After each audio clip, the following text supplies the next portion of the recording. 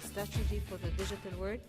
What are the core competencies for digital economy and how we can acquire them? And how can leaders utilize digital advancement, AI, big data, and to make better strategic and tactical decisions? I would like to, this will be moderated by Engineer Hisham Al-Alaili, the ex-president and CEO, executive president and CEO of Digital Transformation and Smart Cities, the ex-executive and CEO for NTRA. He has more than 37 years of experience in the telecom and digital area, and he's the ex-CEO of Orange Telecom Source. Mohan Hisham.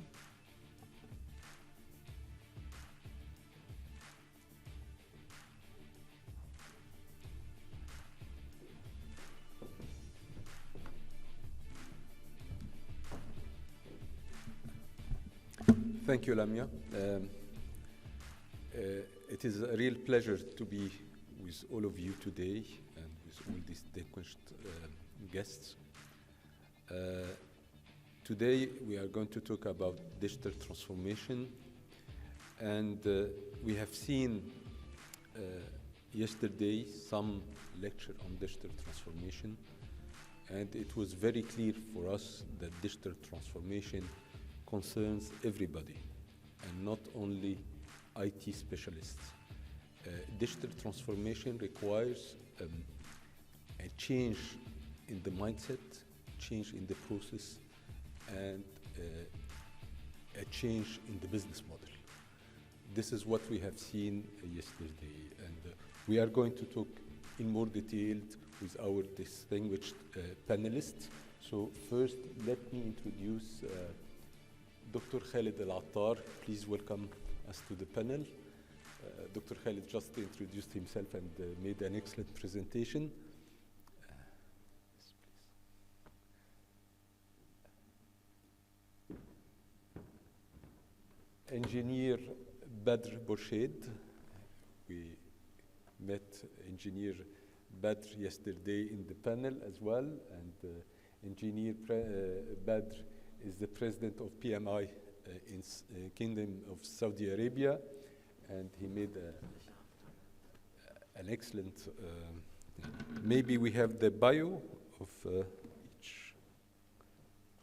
Okay, so let's start with Engineer Muhammad Abdelaziz, Chairman and CEO of Engineering and of the Petroleum Processing Engineer, Digital Transformation Program sponsor, Ministry of Petroleum and Mineral Resources. Welcome, Engineer Mohammed. Dr. Muhammad Farouk, CEO of ADS Arabia Holding,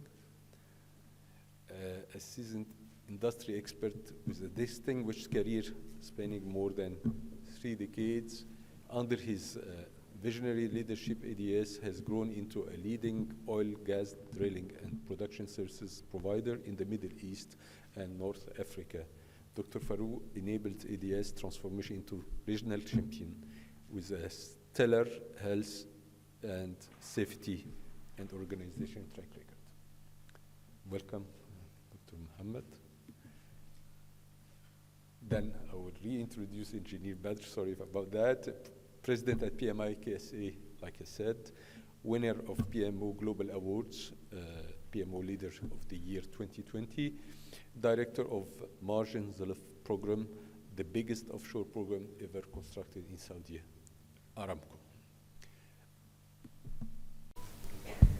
Okay, so welcome all, and I'm very honored to moderate this panel with all distinguished panelists with their diverse expertise and experience in digital transformation. Well, as we said, digital transformation is a change in the mindset, change in the process, and it is really a change in the business model. And the fundamental change of the digital transformation is moving from the vertical that we used to have in the businesses into the horizontal that required a lot of cooperation, collaboration, and sharing of information as well. And it requires as well organization change, organization model change, and etc. So I would like to hear from you, based on your experience in your organization and experience in digital transformation, how did you experience this move from vertical to horizontal? Matthew.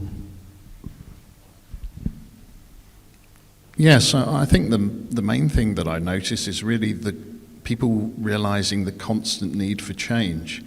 That actually it's not a final destination that they achieve, it's just a continuum. So what that requires really is the ability to be more dynamic. So maybe 10 years ago you could have written a job description and been fairly confident that the details in that job description would remain the same for 2 or 3 years. You wouldn't need to update it.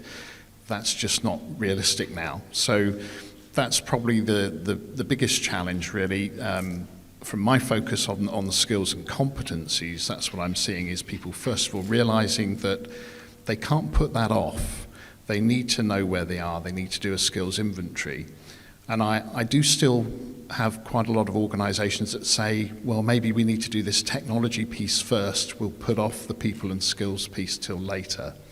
And then they realize they don't have the right skills to implement the change, to do the digital transformation, or to operate the new operating model once that transformation happens. So that's probably the biggest challenge, and what I'm seeing, people starting to realize that it's important. Okay. Yes, indeed, it's very clear for us is the skills and the requirement change, constantly change.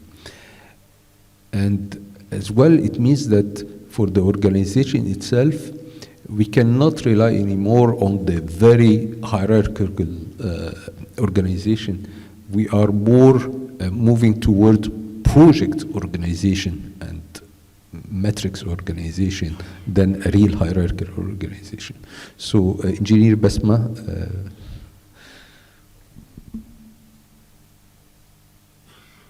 Thank you, Matthew. Thank you, Engineer Hashim, for the question. I'm going to speak from my experience at the Central Bank of Egypt.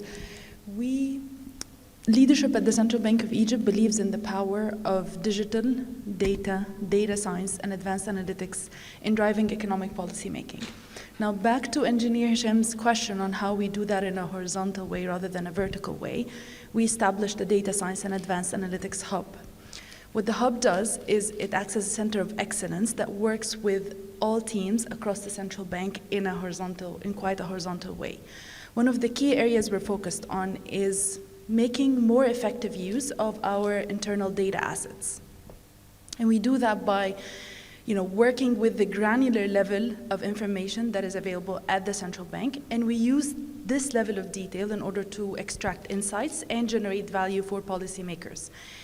And because it's a hub, we ensure that all our initiatives and our projects are aligned at an organizational level, and that we are extracting maximum value for our policymakers at the central bank.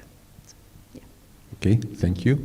And in fact, yes, data need to be shared, and it has to be managed transversely, but how do we cope with the human nature being of trying to keep the information, not sharing the information, and etc.?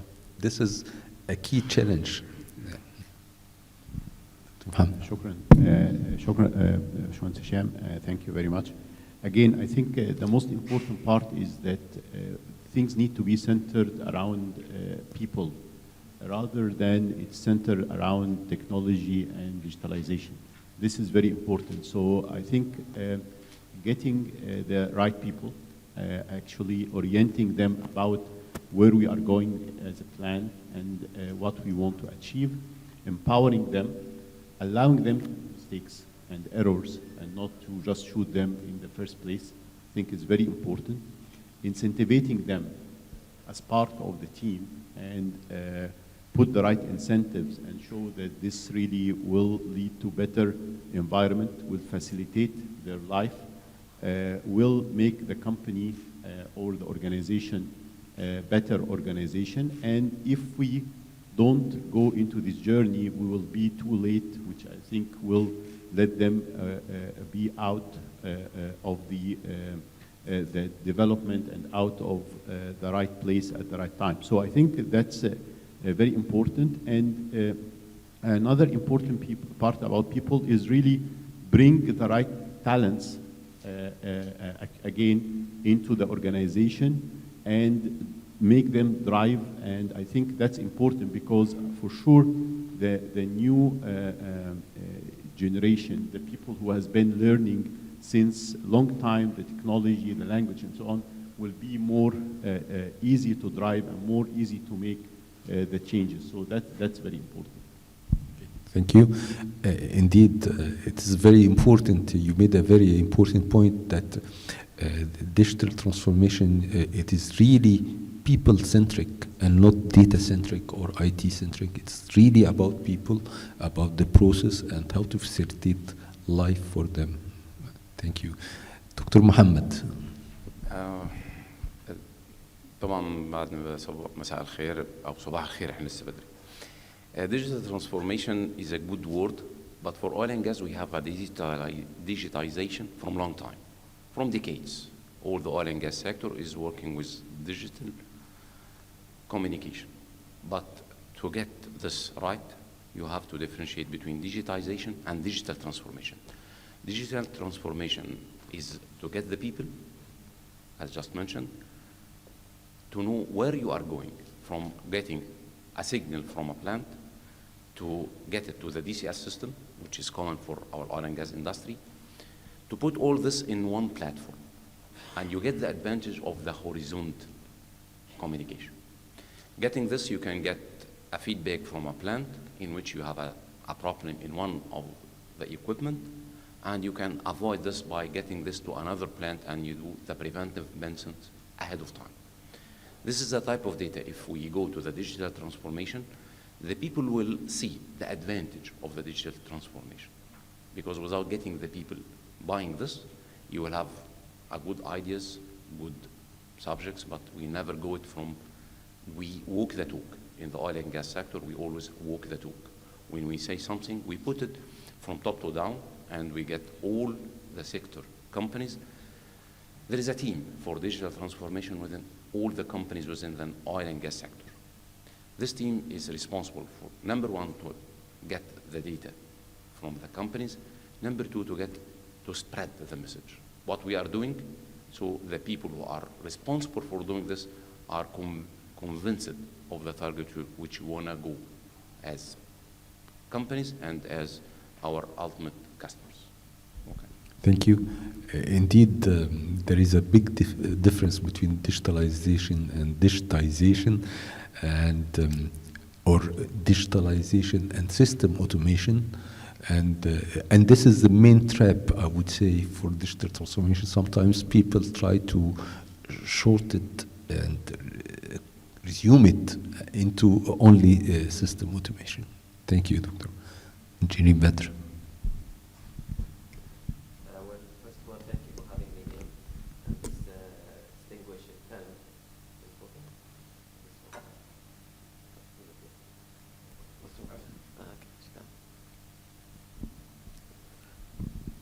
The question is the digital transformation something good to have? The answer is yes, definitely. But however, that comes with a price. Digital transformation is disruptive to the business. And nobody wants to have in his corporation or in his states disruptive in the processes, right? However, we look at the digital transformation in two folds. One is a process that we are imposed to. For example, when we have this pandemic, the COVID, we have no choice. It really disrupted our businesses, right? And we have to move to digital transformation to manage our day-to-day business. And another terms of the digital transformation is something inspiring. Do we inspire to be a digital transformation organizations to really improve the way we do business? And both ways, in my opinion, either you adapt the digital transformation as a core of your culture and your organizations, or simply you were left behind. If you remember the cases of Kodak, they created digital cameras, by the way. People thought they are not. They are the first to establish digital cameras. And if you go to the blockbusters, for example, they created the first online movies. However, they did not adapt to the digital transformation. And what happened to their businesses? They are totally wiped out. So as for us, it's really a surviving game moving forward. So if you don't adapt to the digital transformation, simply you will be left behind. And when I said adapt to digital transformation, not necessarily utilizing what other solutions that been there in the industry. Sometimes you have to create your own solutions. When we hit with the pandemic and we really struggled to move on our operations, we created applications like the Abshir and Tawakkalna. And the reason, I mean, we thought when we planned that applications or platform, it will take us at least minimum 1 year, 1 and a half. But we've been requested to finish it in 6 weeks. And that really disturbed a lot of our processes. With the mindset and the culture that we had, we created that applications with 30 million users that been using it, not only for COVID vaccination, not only for finding the vaccination centers, but also for all your IDs, all your passport, all your driving license, everything. Since then, I never created a wallet, by the way. Everything is digital. And if you can imagine how much that really reaping a lot of MPV to your organizations is unparalleled, really. So that's the added value of the digital transformation. But you have to have an investment plan for it. We in Saudi Arabia will invest around $32.9 billion a year just for digital transformation. Not to be in the early start of digital transformation, but to be ahead of the game. And one of the things that we wanted, I think 2 years back, we noticed where we are in terms of the speed of internet. All these digital transformations is really have a backbone of speed of a net, isn't it? And when we noticed our speed of internet 2 years back, we were 33 levels behind the entire world. We were in the 60s, I guess, or 70s, in the rank of the whole world. And we wanted really to speed that up, because that's really the foundation of any digital transformation. And within 2 years, we are number 11 of the G20 countries, and we are in 30 in the world. So from 60 all the way to 30, only in 2 years. That enabled us really, on all these platforms, all these digital transformation, to have a platform to start with. So you could really collaborate with different organizations, different ministries, what have you, and reap the value out of it. So it is a necessity, really. It's not something good to have. Thank you.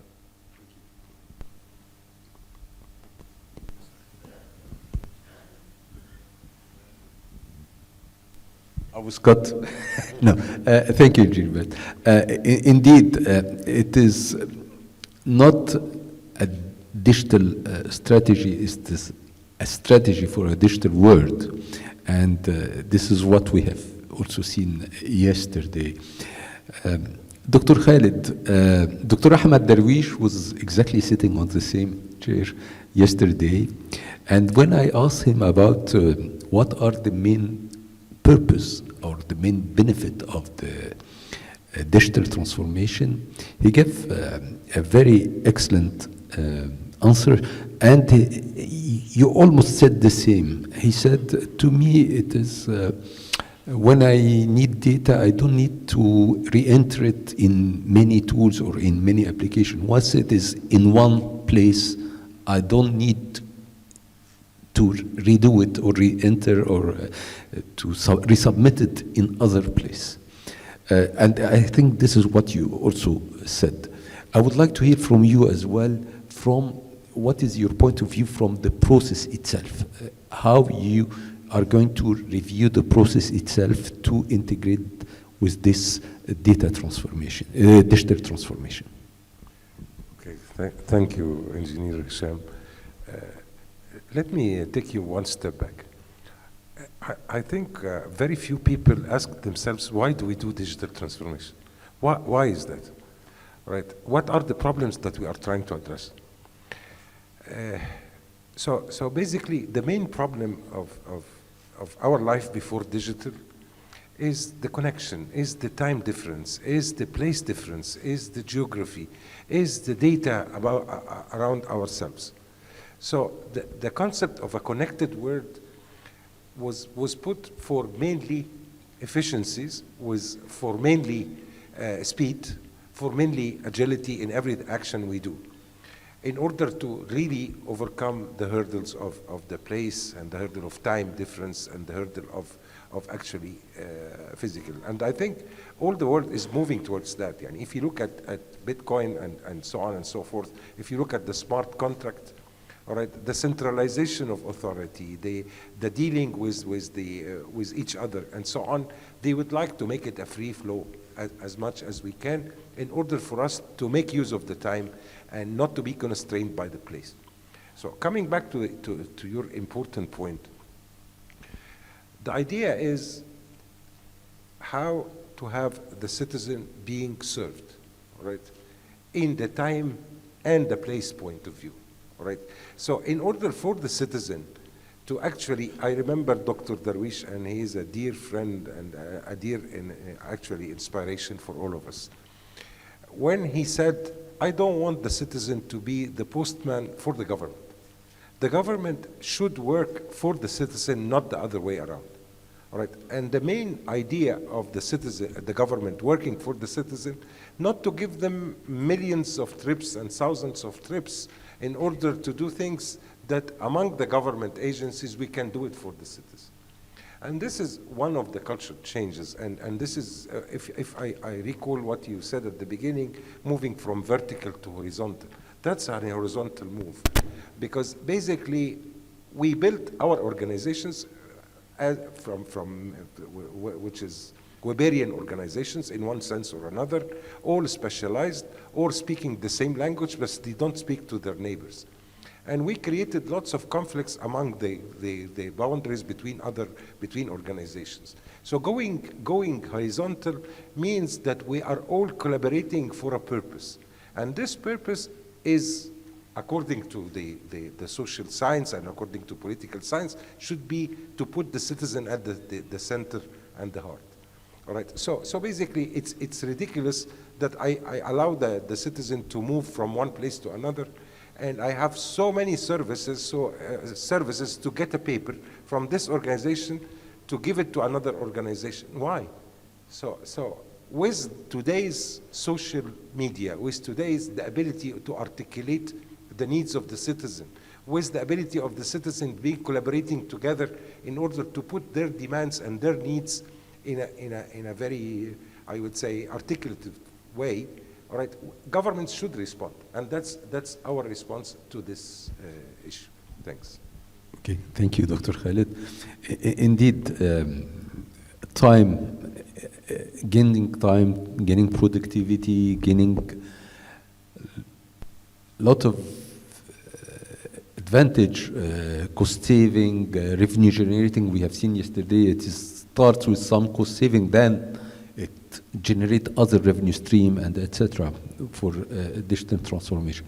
And I always give a simple example for digital transformation that elaborates things, and far from technical point of view, is that if we assume, let's assume that there is a fire in a place, and this fire is at 3 a.m. So if we are in our two-day life, is after 20 minutes, we might wake up and we might not, and feel the fire, and we'll start to react. With digital transformation, we'll have an IoT that will detect the smoke, and the IoT has the GIS or the geography coordinates that will send to the fire station a message that the fire station, I'm exaggerating a little bit, but the fire station can send a drone to the place and to extend the fire. So to me, this is a very simple example for digital transformation, but it elaborates the main gain is that we saved life, materials, and we gain time and efficiency. Okay, now we'll move to the second question, is that you know that mainly, and I think it was covered by Dr. Khalid in his presentation as well, we have really 4 pillars in the digital transformation. The infrastructure, which is key, otherwise nothing will be connected. The industry, the artificial intelligence and the augmented reality and etc. Is very important. The labor, training, skills and etc. And the culture change. People sometimes are fearing the change. People are fearing the digital transformation itself. They have in their culture, the government is going to know everything about me, so I don't want this, and etc. So I would like to hear from each of you, what are the main skills for digital transformations, and particularly for leaders? And I would like as well if you can highlight about the culture change, which to me is the most challengeable issue. Thank you, Matthew. Yeah, so I think there are 2 main categories of skill, and I think one of them is what some people refer to as soft skills, but or behavioral factors. So things like influencing, communication, teamwork, a lot of those skills are what we find are missing in some very clever professionals within the IT function. They often know their technical specialisms really well, but they don't necessarily have the communication skills to explain those and how they're going to help people do their job better. So one category is really focused on that, the responsibility skills, autonomy, influence, complexity, knowledge, business skill, and all of those elements. And then the other is what I might call professional skills, so the more, not always entirely technical, but the specialisms. You want some people to be more generalists, and there's talk about T-shaped individuals and all of those types of things, where there's some common skills that you want to see across all managers, for example. But actually, there are too many skills for everybody to understand all of them. So you actually have to pick your specialisms. And those specialisms are really interesting because not every organization will need the same ones. So actually, the important thing is to understand which ones you already have, then make a conscious decision on which core specialisms, which skills are going to be right for your organization. If you're a mobile telecoms company, you'll need radio frequency engineering. If you're a finance company, you might not need that skill. So they're going to be different for different industries. And then you, armed with that information of knowing what you've got, taking a positive view on which ones you want to develop and which ones you always want to buy in from outside, maybe they're the more commodity ones, you've got a plan. Thank you very much, Matthew. Indeed, soft skills are very important, and professional skills and etc. And I even don't know what will be the impact in the education. Are we going to go so deeply vertically, or we have to go into enlarge the scope and go transversely or widely? This is something we will see in the future, or some universities started to change and etc. Okay, Engineer Basma. Well, allow me to start again by saying that we are working as a hub, right? And the way we work is we work with different teams. And one of the key pillars in terms of how we do business is we identify executive champions within each of the teams we're working with in terms of working with them, in terms of how we collaborate with them, in terms of how they are responsive to the use of new tools and techniques and how we can use data in a new and a different way. And we do that in an iterative process, right? So we start working on one project with one team. We hopefully build a success story there, and then we move to the next team and the following team. And in a very structured way, but in a way that ensures that we're along the journey, we are identifying champions for the use of and the adoption of how data and data science and advanced analytics can be used to drive policy making. And along this journey, as we're identifying champions and building success stories, one of the things we're doing is we are organically as well upskilling talent, right? So if I'm working on a project with one of the business areas in the central bank and we're using a new tool or a new technique that they may have not been familiar with, in a very organic way, that learning happens. And you showcase how a tool or a model can bring value to the business. And you build appetite for it. And naturally, people want to learn, and so part of the learning happens on the job, part of the learning happens within the project itself, as we collaborate as data scientists with other teams in the central bank, and part of it happens through, recommending formal trainings and things that can be done. So the bottom line is, you want to do this in a way that involves the business areas, keeping people in mind and working very closely with them to cater to their needs in that moment for that project, and then moving to the next one and building on those success stories. Okay. Thank you. Of course, big data, analytical tools, and AI are key for predictive and making a decision. This is key for central bank, for petroleum, and all sectors. Indeed. Dr. Mohammed. Thank you very much, Hisham. Again, I believe from the point of leadership, let me say I would like here to be more generic, just to make it simple for the audience. And so any transformation needs leadership, including digital transformation. So the quality of leadership is, first of all, he has to have the pace. He cannot just be the train who runs and leave the cars behind him. So pace is very important. So that's number one. Number two, he has to have the courage, because at the end, any leaders to make transformation or any decision, he has to have the real courage, and that's a courage which needs to be there to take tough decisions. Because when you say, I will just put the old system off and will put a completely new system, taking a risk, this is a risk which I think if you don't have this courage, you will not move. The third part, which I think is very important, is agility. Agility means that you start with a plan, and for sure you will not go with the same plan. You have to have this agility and mobility to allow him to maneuver and again to succeed. The fourth point is about social and emotional intelligence, to be able to interact in this network and with these individuals to take this movement. So again, this is very generic leadership, but again, I'm trying to here reflect on our digital transformation, because when you take some decisions, you need really to empower and to let people walk into that.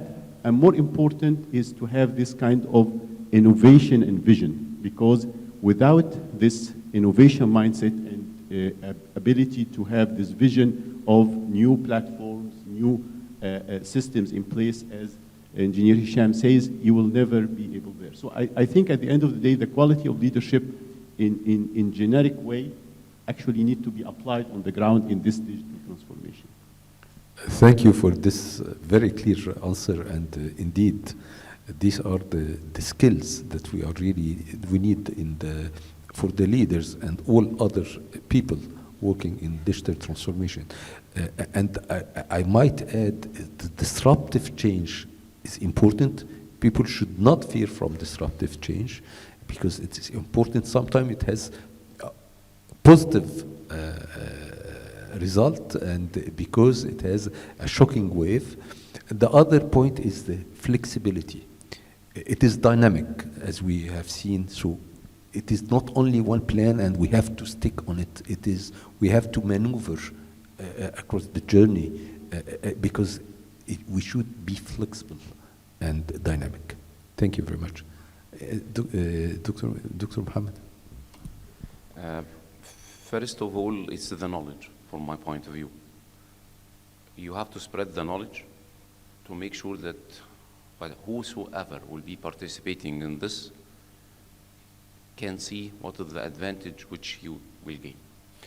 When you start to have the training sessions, it's good to have a training, but it's much better to let me feel what the advantage of getting to this step. So knowledge is important because digital transformation is a fear for part of the community. They don't know what's next. The digital transformation will get rid of me as an employee. This is the first impression. So if we don't have the knowledge and the culture that this is the advantage of the company on the long term, this is the advantage of the community, like the very simple example Dr. Khalid said, when you transfer from a place to a place, all the documentation will be there. Don't go from a place to a place. They have to see the fruits of going digital transformation. This is the first step. In addition to all other requirements, which is the infrastructure but without getting everybody within the same gears, since we are engineering, gearing up together to reach the destination, and they have to know the destination. Otherwise, they will be no way. It's a culture change. And from my point of view, it's the knowledge. But this is mandatory. Okay. Thank you very much. It's very clear, yes. Jeannie Badr. Well, we are in a very blessed era of our time. In our time, when we try to do coding, we have a thick of a manual to make a code in one computer just to make a circle in the screen. Well, nowadays, the start of building the competencies start from kindergarten.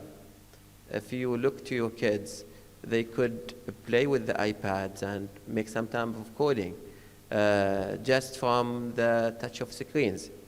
And with the new era of digital transformation in terms of coding with no codes, where you could really build complete applications just with the block of a Lego, really, on the platform of the digital transformation. So we are blessed with the young generations are really technical savvy. And that's a really big asset for us because this is the foundations for us to go to the digital transformation. So I agree with Mohannes Mohammed. It's really the knowledge is really the key. The second key element I see is the courage to fail. I was also saying to my team, we need to adapt to digital transformations, solutions in our corporations. And my KPI was 99%. So they said, well, that's too much to bear. 99% is almost perfect. It's really impossible. And I said to them, yeah, it's 99% to fail.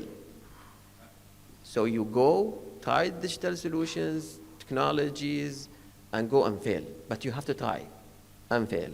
And give me 1 year, 1%. And that I call it the percentile rule. 1% per year. And as a result of this, throughout the 3 years program that we have established, our digital transformation maturity, I think we discussed it in the early presentations, is jumped by 70% because you took the risk factor out. Digital transformation does not lead always to success. You have to have the courage to fail and succeed.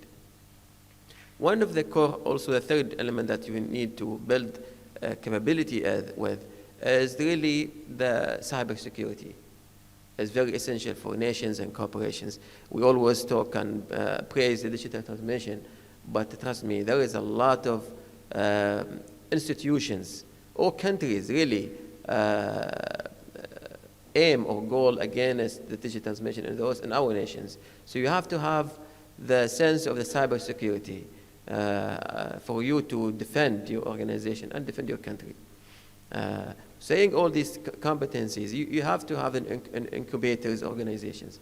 For example, in our country, we have a national digital transformation academies. To have the employee, not really the employee, actually from the high schoolers, all the way to an employee. So they could really, as I said, from for a young age, all the way to employee, to be really digital savvy. You know what you are talking about, because digital transformation, it's from its own word, it's transformation. It's going beyond the normal. So you cannot read it in the books.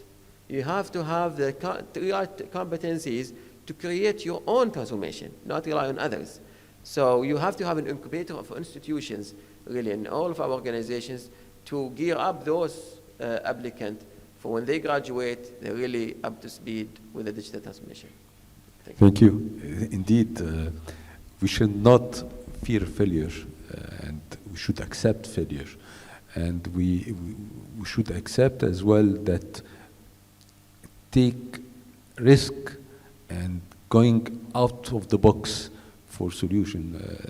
Let's take the example of many applications such as Uber, Airbnb, and etc. They used the technology for and they changed the business model for their interest. Thank you. Dr. Khalid.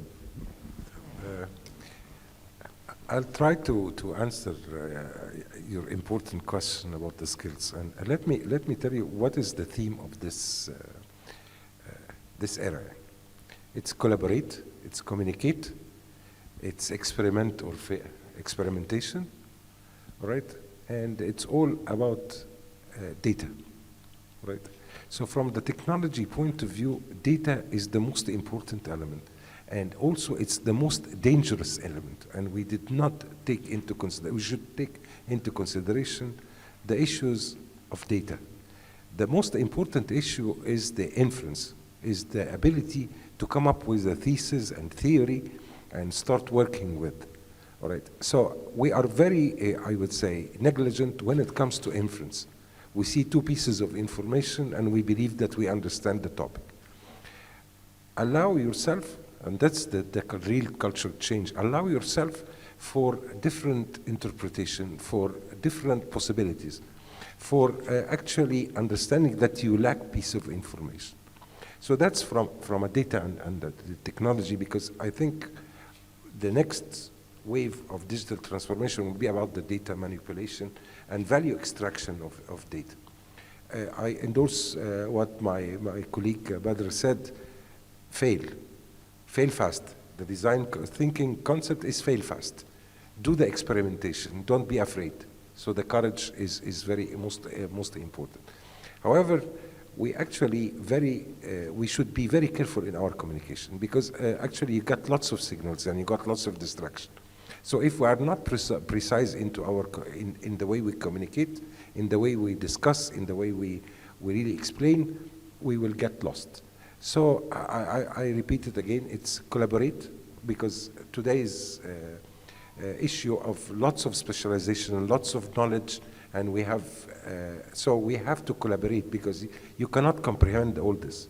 So without collaboration, we will not succeed. The second one is communicate in all possible fronts, and I think our communication, the people who taught us communication theory will come back, because this is very important. And the last one is the experimentation, and not to be afraid of failure. Thank you. Thank you, Dr. Khalid. It's very clear indeed. And collaboration and sharing information is key in communication, and as well as managing the expectation, because we have to raise awareness for digital transformation. And people should not fear digital transformation. But in order to manage this, we have to manage the expectation. We cannot tell them something that didn't happen yet. Otherwise, they will get annoyed and they will think digital transformation something different, and etc. Okay, so let's move to our last question. And we have seen yesterday, and it's very important, that the percentage of strategy failure, in particular for digital transformation, because we have seen that digital transformation strategy is much more complex than other strategy, is very high. We have seen this, it's in the range of more than the 2/3. So my question is then, what are the mistakes that we need to avoid in order to ensure and secure our digital transformation? I think one of the common mistakes that I see is not understanding the difference between knowledge proficiency in a skill, and professional competency. And sometimes that's reflected in development plans that I see in organizations. There's always quite a lot of focus on training courses. The majority of training courses give you background knowledge.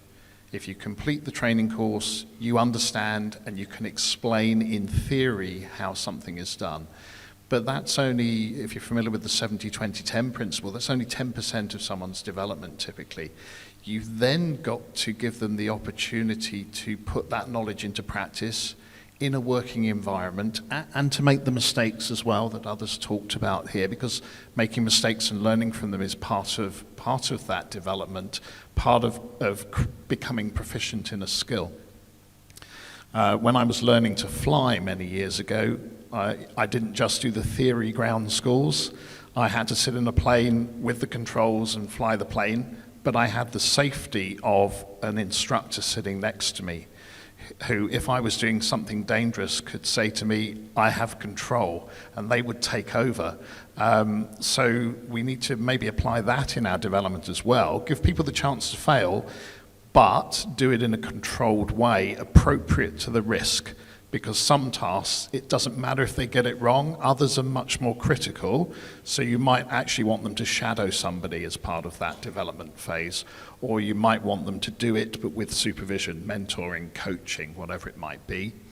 And then also recognize that it takes repetition. You've got to do the activity over a extended period of time, multiple times, and eventually you'll get to the point where most of the time when you do it, you achieve the right outcome.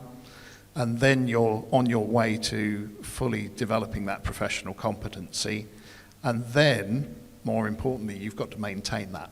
So a lot of managers will forget that actually skills go out of date. So as part of someone's development plan is giving the opportunity to maintain and keep those priority skills up to date, as well as focus on the new ones that they need. Thank you very much. Yes, indeed, this is something that we have to be very careful. And allowing failure doesn't mean that we shall not be keen for success, and we shall not be, we shall not lose sight and track on what we would like to go and to proceed.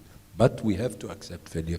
We have to allow failures, and this is part of the culture change, definitely. Engineer Maha.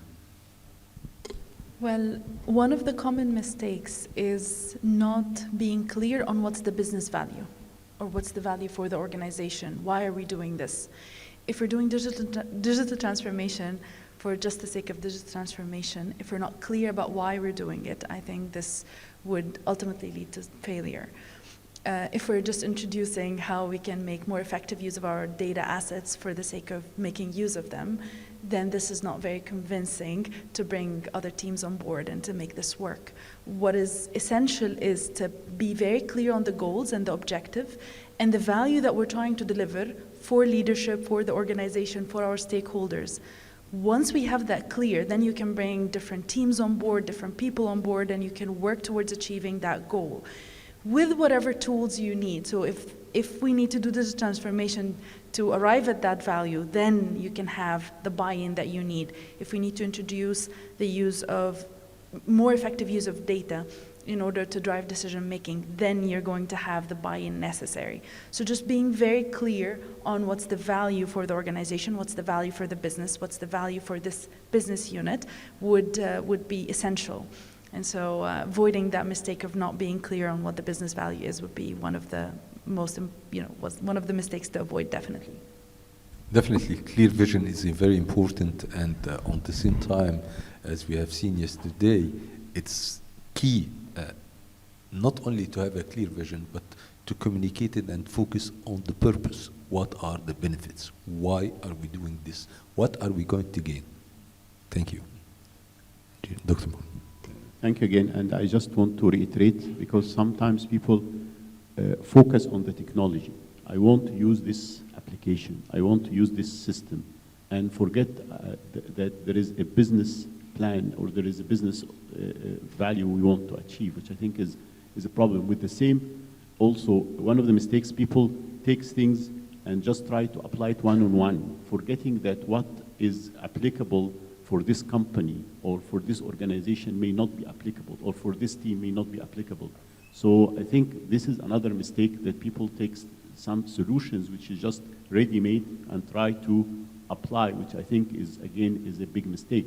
We talked about forgetting the people side and the organization side and just go to the technology and the systems, which I think is a big mistake. I think, again, one of the things is just to be rigid and try to just take it whatever is the price, and without accepting that things are adaptable and we need to adapt.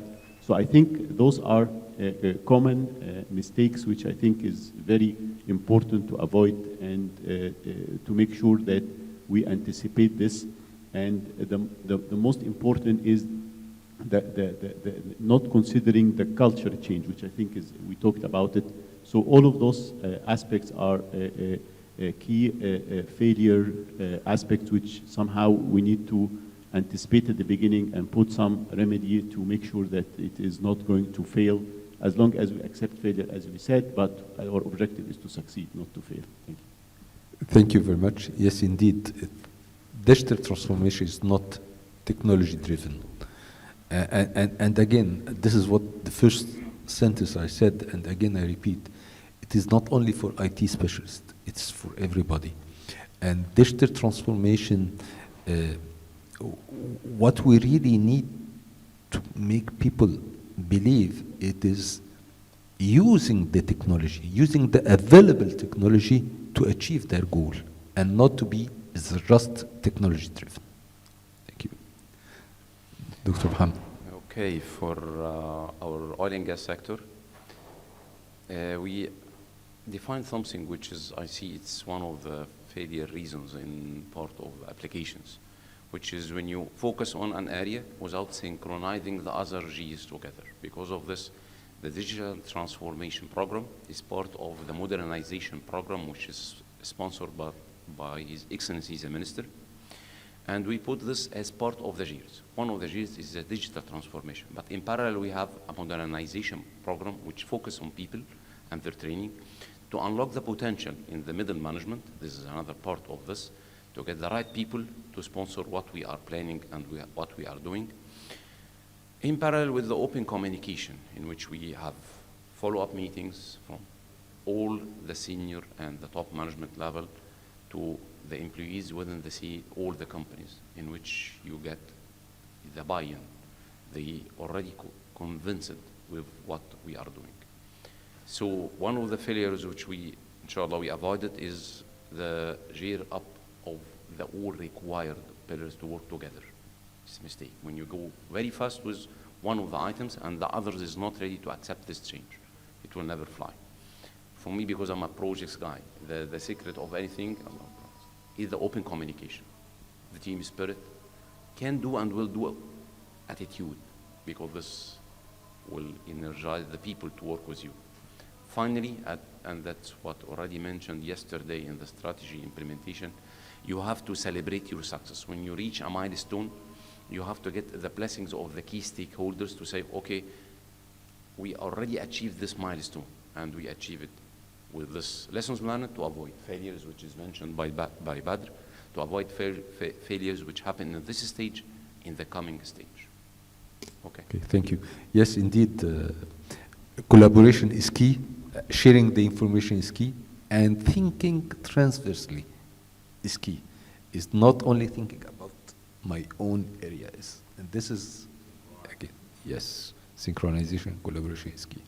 Jean Badr.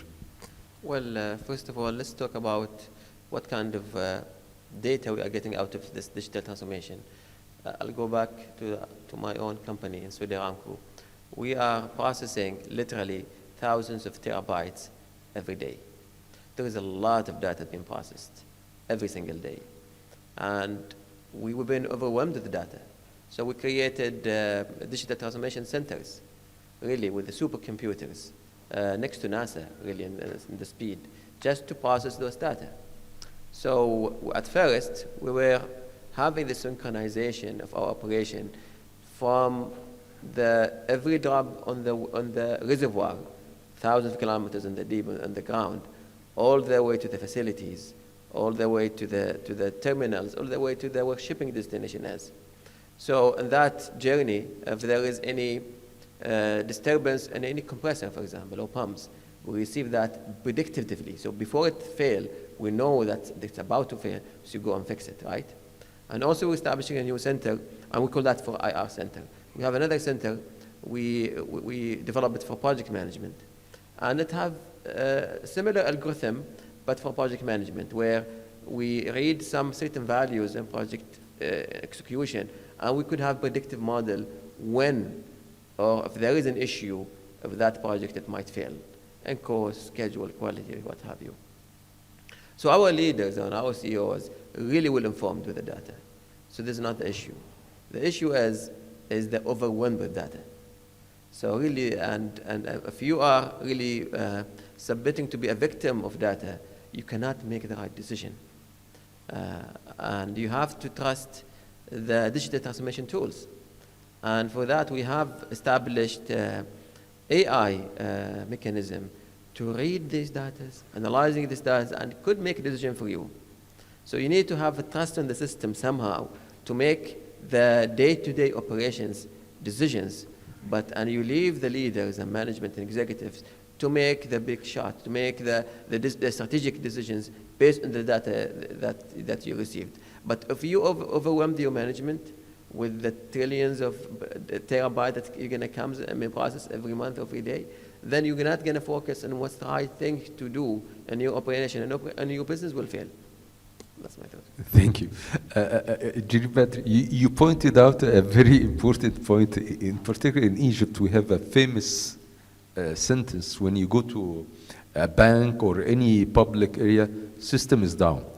The failure of system, and this one, system and network, we should not accept failure for the system and the network, because they should be available. They could go down, but we should have a resilient solution and a backup. So this has to be considered in the architecture of the solution, because we shall not allow nor accept system down and system failure. And of course, data is very important, and we should trust the tools, AI tools, for doing the analytical exercise and the decision and process in order to make a clear decision based on real data. Thank you. Dr. Khalid. I believe we matured in most of the items related to services, related to data, and it's very, I would say, understandable, the type of skills. But there is one important skill that we have not touched well, which is how we evaluate ourselves, how we judge where we are. Basically, we judge, we actually declare victory or live the misery of losing in our judgment. However, today's digital life is different. Our digital life is your ability to change, to embrace change tomorrow. It's not the ability to achieve a target today.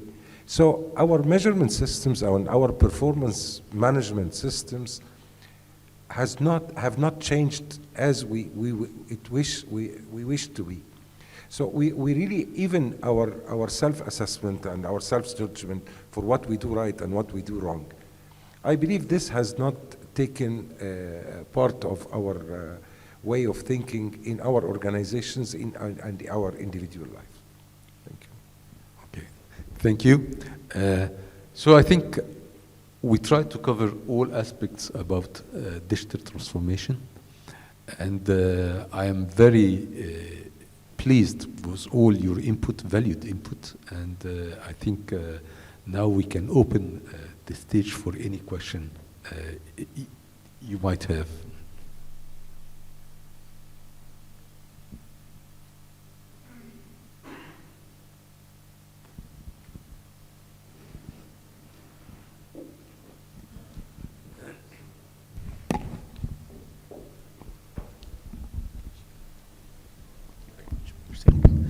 First, thank you very much for a very insightful discussion and very rich content.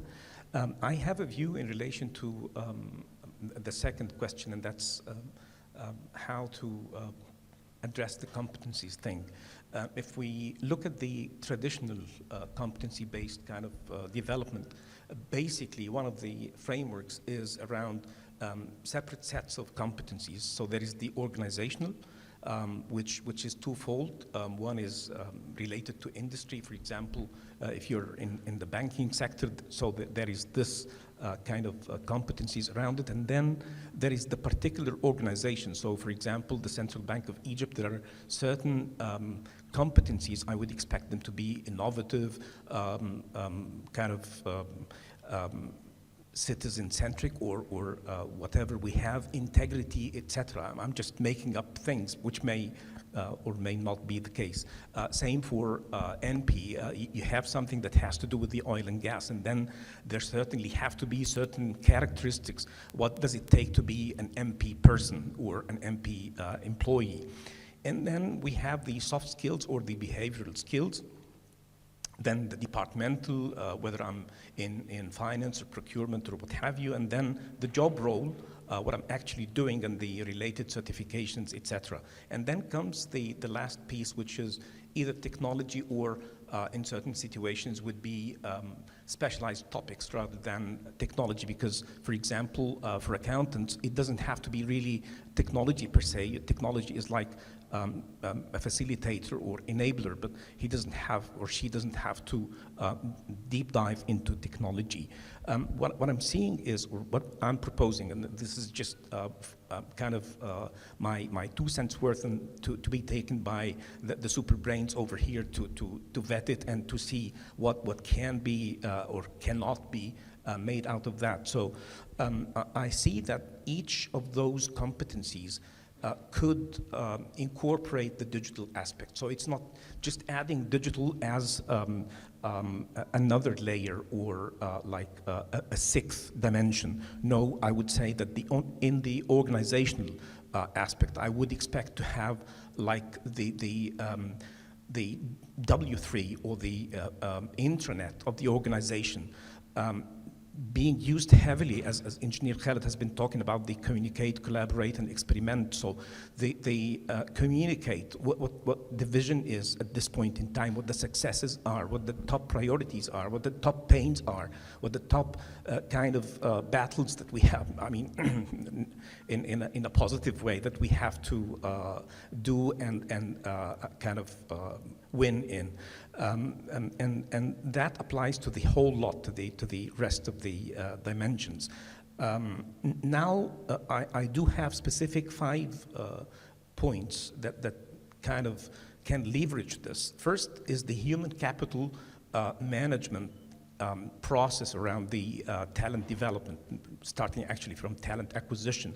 I would expect this to be heavily into digital. So digital by default, I'm creating my development plan and I'm doing this both directions. So it's top down and bottom up. And then coming back to Matthew's very interesting point about the unknown capacity or the danger point or the surplus capacity or potential for future. So that for the organization, democratizing information and hopefully not compromising sensitive data can provide lots of insights to people and can create lots of positive motivation, in addition to being prepared for success and to enable that we are not left behind as an organization or being outdated. So you're having this, and you're having plans, you're having the measurement and the dashboards. You're also having this kind of supply-demand thing, and potentially it can probably create some decisions, like maybe there are certain things it's more logical to outsource rather than to build the capacity and so on and so forth. Second is the easiest or the easier thing, that's the digital content and the consumption, to have the education going towards the micro-learning, etc., and availing this to staff and to people at the various levels.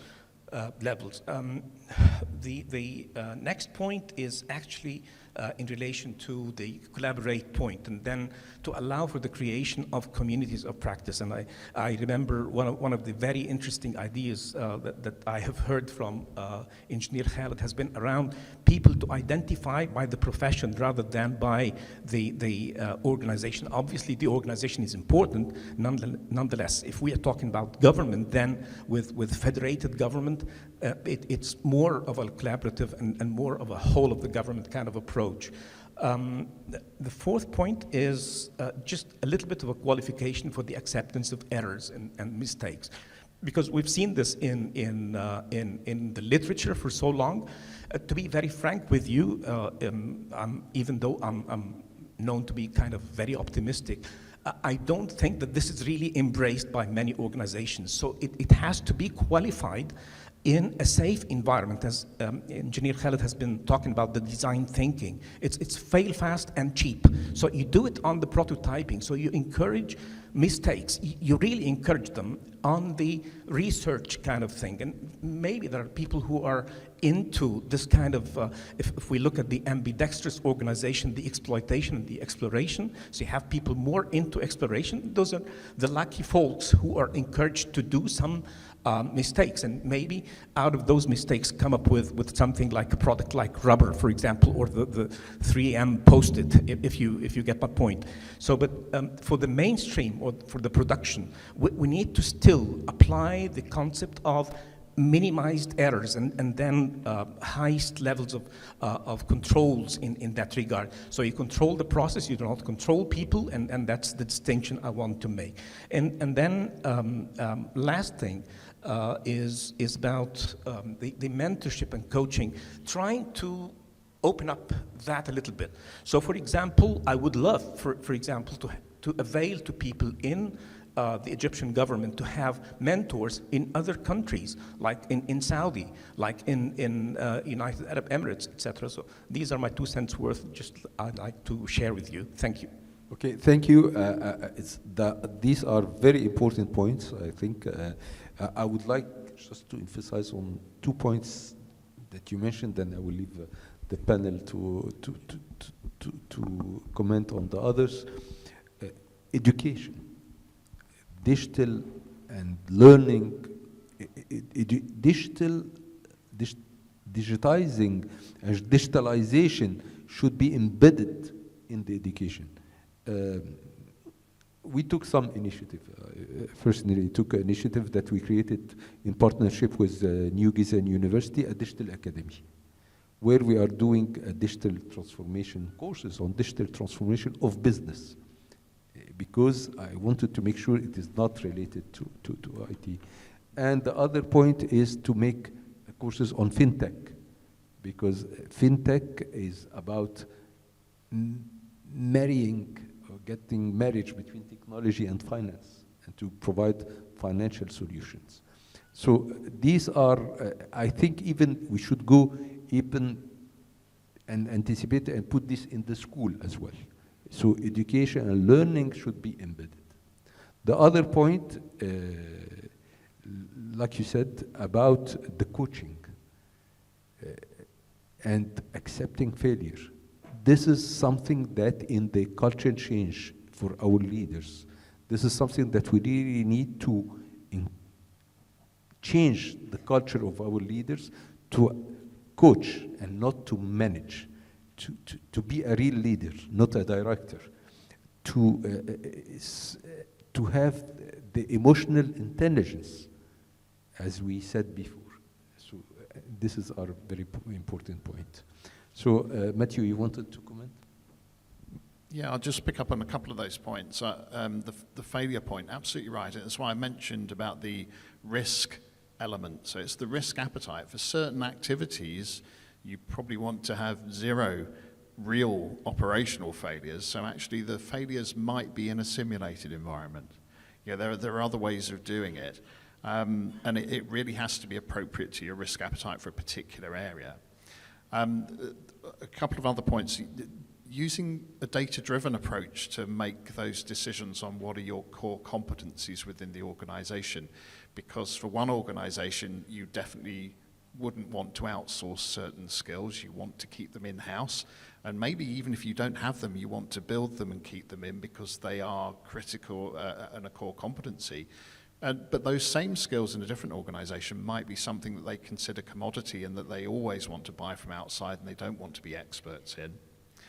And then the last point, before I turn over to others, the mentoring point. I'm involved in a number of initiatives in other countries where they're doing exactly that. So Canada's a really good example where we're building that skills database across the whole of government so that actually not just mentors can be found from other departments and other areas, but also key skills. So the transferability of skills and using somebody from a completely different department or a completely different organization to help you with a particular task. And it goes back to some of the points that were made yesterday about the gig economy and those aspects as well. So recognizing the full extent of someone's skills helps you to know who those mentors are and also who those resources are.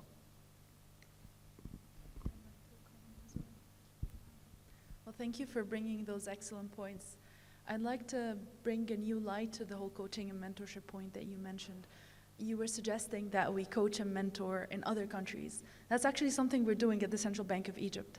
So we're connected to the wider community with other central banks, and we participated a few months ago in a conference where we shared our experience from the Central Bank of Egypt point of view and how we built a data science and advanced analytics hub with other central banks in the Gulf, in the Middle East, in Asia. And our experience was quite unique because we're from Egypt, right? So we're not, it's a situation where we took the best practice, we adapted it for our case in Egypt, and then we shared the learnings with other central banks. So we're actually doing a little bit of that, absolutely. Indeed, when I was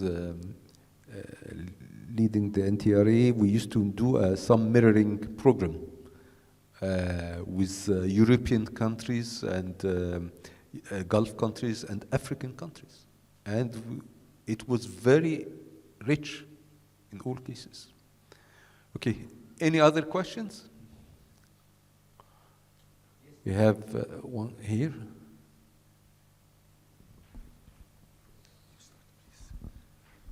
Okay, this is Khalid Mitwalli from the Ministry of Communication and Information Technology. Yesterday, we educated that strategy build-up process might be outsourced, while strategy implementation cannot be outsourced. So strategy implementation, we have to care about our strategy implementation. All of you today mentioned some important points like change management. Change management and strategy communication and awareness among all stakeholders. I believe this needs a leadership, some kind of leadership. And in our country, it is a long, wide and deep country, so we need some kind of distributed leadership. I especially heard about this concept yesterday, so I am asking, is there any method or strategy for getting distributed leadership on ground in a huge country like Egypt? Okay, who would like to answer? I might just comment, maybe it is not the answer, but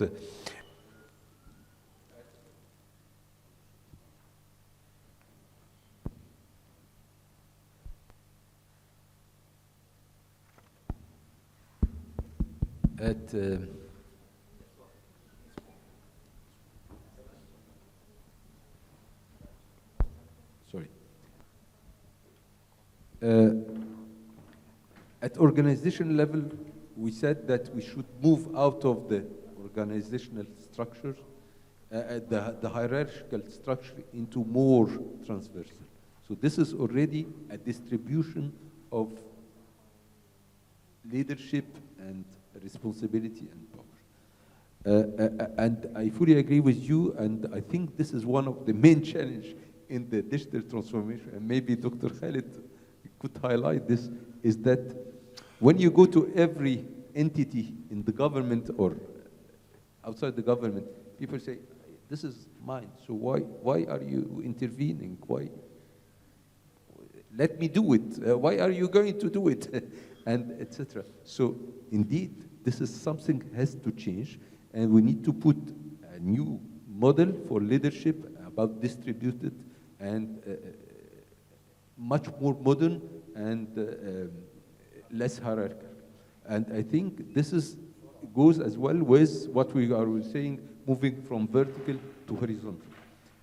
And this should be even in the government spirit, where we have to communicate this. The silos is not anymore working, and we have to collaborate. And it is not a question about power; it is a question about surviving and collaboration. So maybe Dr. Khalid, you need to comment. The question was mainly. Can I comment on this? Yes, please. Now, for a company like MP, we are working in the engineering and procurement, and this is, you dictate a project manager. Project manager is a leader. If you get a project manager, he's a manager who is not leading his team. All the other disciplines which working with him, he's a project management coming from a division called project management. Despite all the team is not coming from the same division. It's coming from instrumentation, from process, from civil, from procurement, from construction. If he's not a leader, he cannot convince people. If you start to say, I'll call them, the chairman to say a claim, everybody will find an excuse. So leadership is something you get it from the company culture, because we are working as a matrix organization. So it's in the company culture.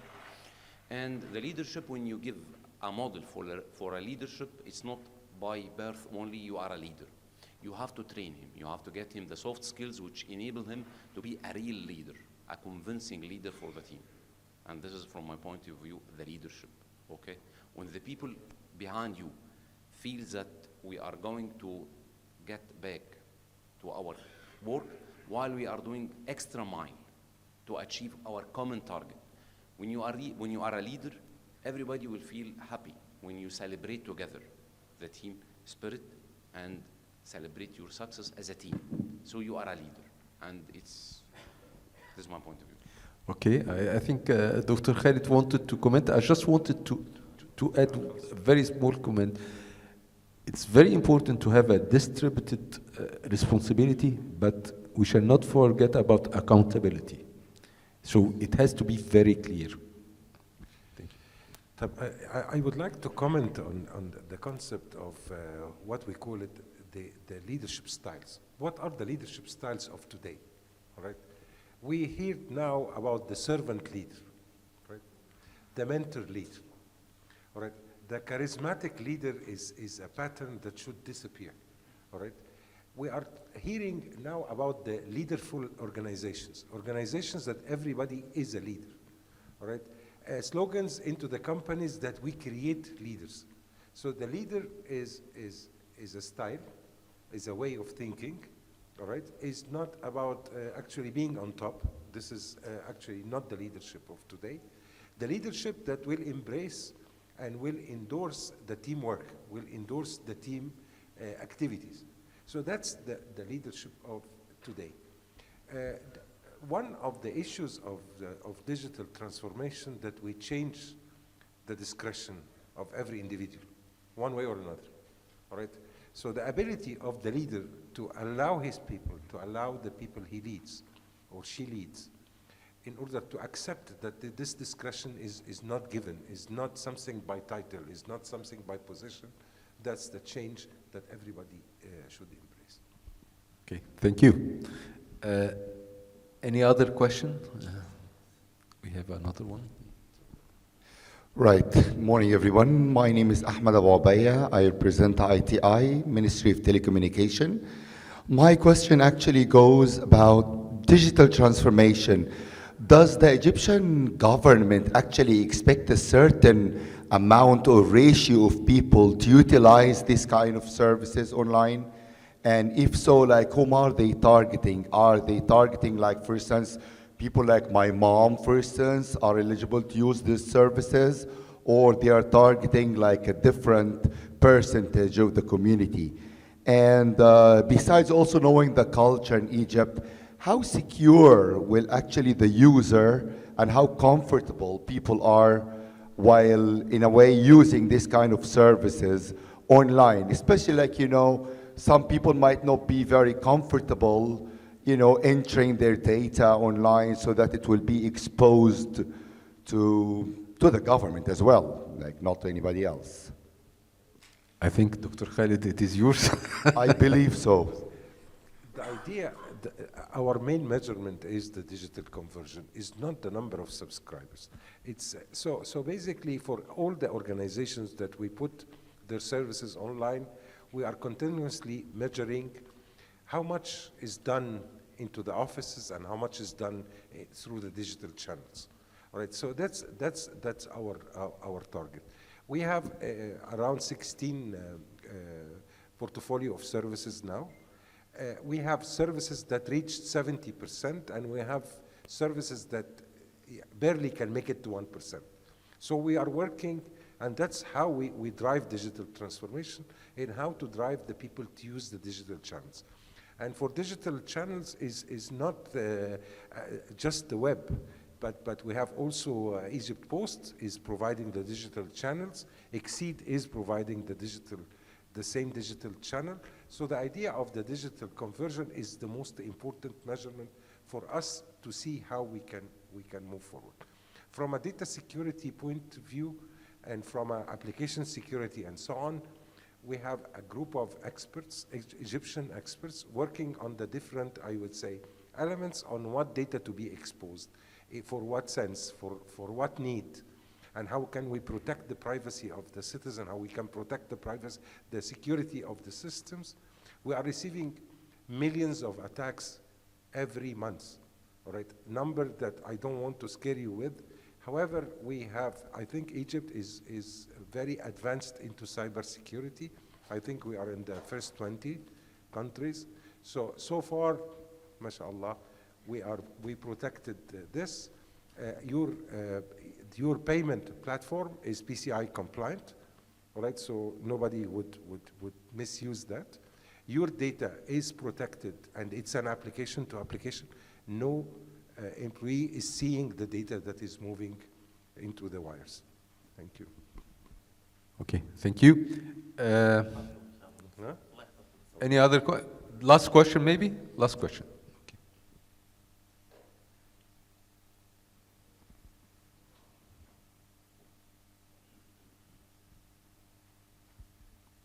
Actually, there is two questions here. So, first one, my name is Mohammed Saad. I'm Maintenance Director with ADIS.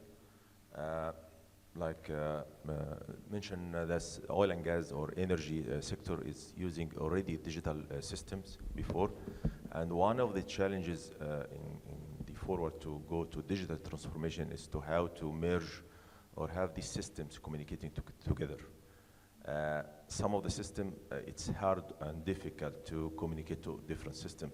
For example, we have an ERP system which have the finance, maintenance, supply chain together, but other companies, they have different systems. What is the best approach is to have this going together or merge together in order to go to digital transformation? Should we go to a different systems, or should we have integrated our existing system together? So this is my questions. What is the best approach if we need to go with this? Engineer Badr, if you Well, we run into the same issue, honestly speaking, because some of the legacy systems and platforms really cannot be integrated with each other. So the best thing is to create, before you select the solutions, you create a platform. This platform is not intended for one solution or for one company. It should be flexible to integrate with the multiple solutions. Does that mean that you're going to change all your systems? The answer is no. For example, in our case, we have multiple solutions by SAP and Oracle and others. And it's really hard from a system perspective to integrate them together. However, you have to create the platform. And there is companies that could create the platform, your organizations, where they could integrate these different solutions into that platform. Now, what if there is one solution cannot be integrated? my answer to you is to go ahead and replace it. It's going to be obsolete because you need to have that integration. It's a must for you to integrate all the data together. If one system is standalone and you cannot integrate them, you have a plan to adapt to a different solution and migrate the data to the new system and integrate them at all. But the issue is we had that journey, and honestly, we did not have to change a lot of systems.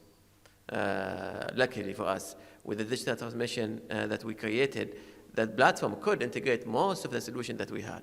And the system that could not be integrated is most probably obsolete anyway. That's the question, answer. Thank you. I think this is a very clear answer, and the system architecture should be very well thought of and should be put in advance. Of course, we have to manage transition and migration, system migration, but we need a clear system architecture at the beginning. Okay, last question here. Yes. First of all, thank you so much for this fruitful discussion. I am Hazm Rashad, Business Development Engineer in Addis, Egypt. And my question also is related to the oil and gas industry, but the global challenge for oil and gas industry currently is fighting climate change. And we hear many companies now deploy digital strategies to minimize risks to the people and to the assets. But how we can make the most use of digital transformation for the sake of our environment and to be aligned with the United Nations Sustainable Development Goals for providing the world with reliable, affordable, and clean energies, and for the sake of our planet and our environment. Thank you.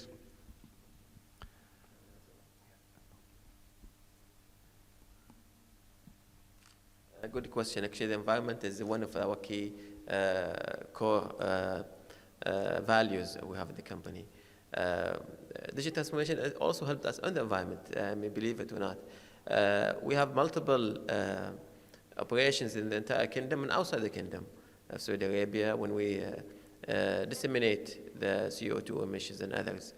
And for us to link all these facilities globally and locally to have how much we emission, how much we could optimize, there was no way to do it except through the digital transformations. So we really linked every single facility, every single stack, every heat dissemination coming from our equipment into one digital platform where we are obliged even to the world where we report every month how much of CO2 emission that we disseminate.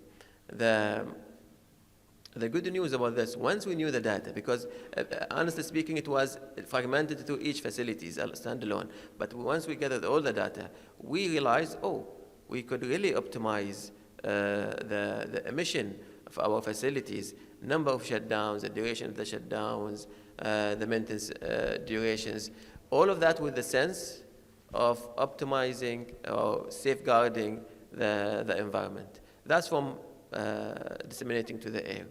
And we also installed digital solutions for the pollutions coming near the ports, where we are shipping the crude and refining product, what have you, to check the quality of each water. And immediately, once it's like a trigger, it's like a fire alarm. If the quality of water is getting beyond the quality required, it's immediately sending a signal for us to watch out and safeguard the environment and that front as well. Okay. Anybody would like to add any comments? Okay. Thank you very much. I would like to ask Lamia and Dr. Saadi to join the panel for a photo. Thank you.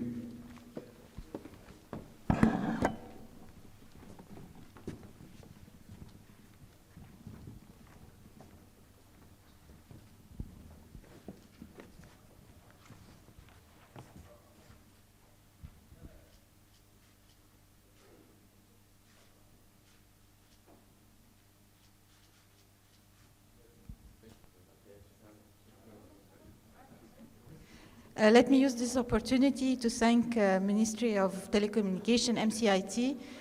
Dr. Amr Talat was not here with us because of prior obligations.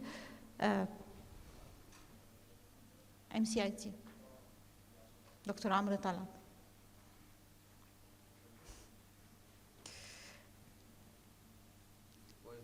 Dr. Khaled will take it from him. Thank you, Khaled. Thank you so much.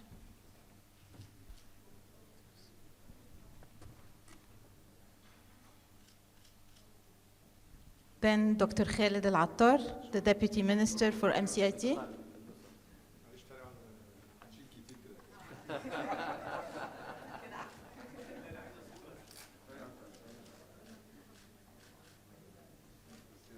I'd like to extend a very big thank to MCIT and all the employees for the great work they are doing for Masr al-Raqamiyya. Thank you so much. We should applaud them.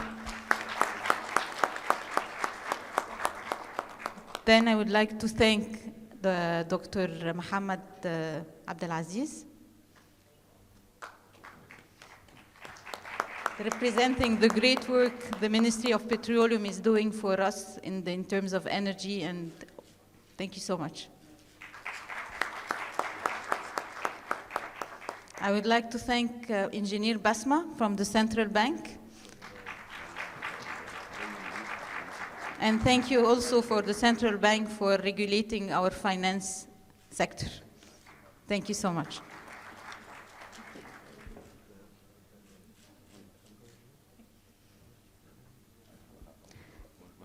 Matthew, who's going to help us building the skills for the future for Egypt.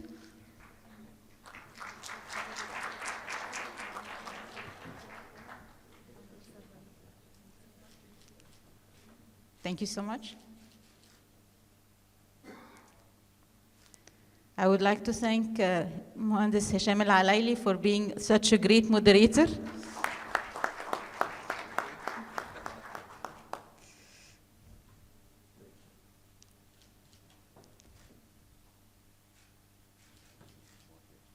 I kept Dr. Mohammed Farouk last because he's not only a great speaker and enlightened us on the digital transformation in Addis, but also he's our diamond sponsor. Thank you for your sponsorship.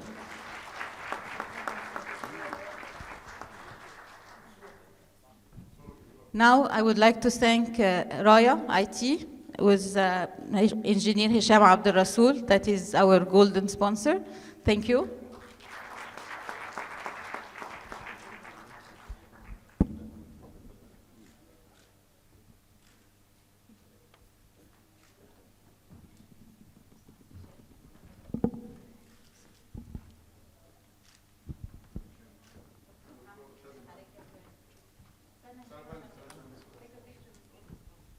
And then our last but not least golden sponsor, Exceed. Engineer Rasha Azzeddin will take the sponsorship.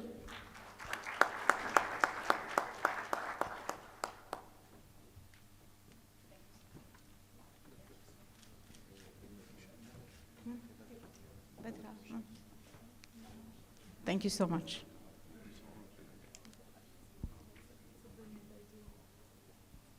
And I would like to extend a very special note to Engineer Badr Bourched. Despite all the obligation he had, he made time to travel from Saudi Arabia to us. His duties is so long, and not only he gave first day panel discussion and then the second day. We could stay like a week talking with you, Dr. Engineer Badr. Thank you so much.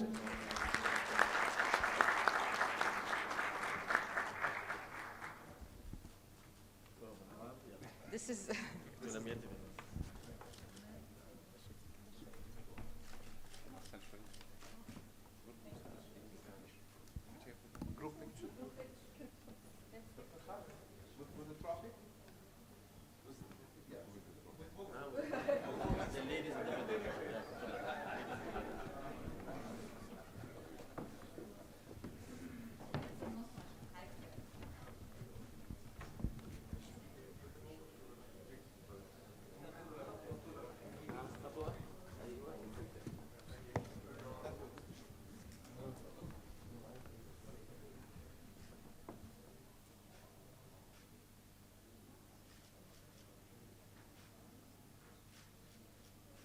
I think we can call Antonio to take this group picture and Dr. Ibrahim Kebba with us.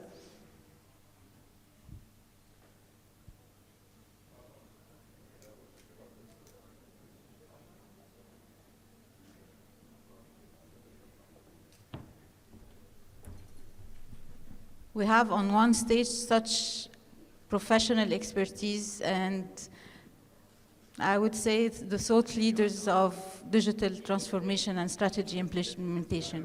We managed to gather all those thoughts and experts in one stage. I think we did very great. Thank you.